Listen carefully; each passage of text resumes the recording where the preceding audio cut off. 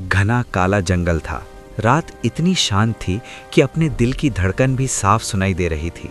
तेज हवा पेड़ों के पत्तों को इस तरह हिला रही थी जैसे कोई अदृश्य ताकत भटक रही हो।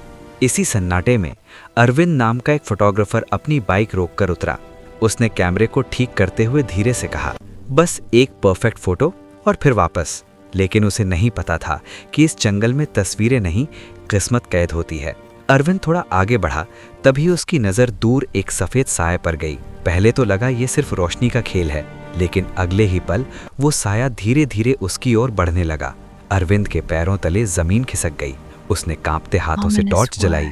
टॉर्च की रोशनी में एक औरत खड़ी दिखाई दी। सफ़ेद कपड़े, बिखरे बाल, नीली ठंडी आंखें और होठों पर एक हल्की मुस्कान, जैसे कोई कई सदियों से इंतज़ार कर रहा हो। औरत ने बहुत धीमी, टूटती हुई आवाज़ में पूछा, मेरी एक तस्वीर खींच दोगे? अरविंद हकलाया, तो तुम कौन हो?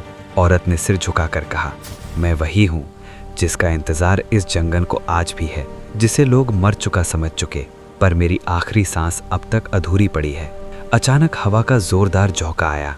अरविंद के पैरों के पास एक पुराना टूटा हुआ लॉकेट गिरा। उसे उठाकर देखा। लॉकेट में एक यंग लड़की की तस्वीर थी जो बिल्कुल उसी भूत जैसी दिखती थी। अरविंद की रूह कांप गई। उसे समझ आ गया, ये कोई इंसान नहीं, अधूरी मोक्ष वाली आत्मा है। उस महिला ने भारी आवाज में कहा, मेरी एक तस्वीर ले दो ताकि मेरी याद कहीं जिंदा रहे, तभी शायद मैं पूरी हो पाऊं।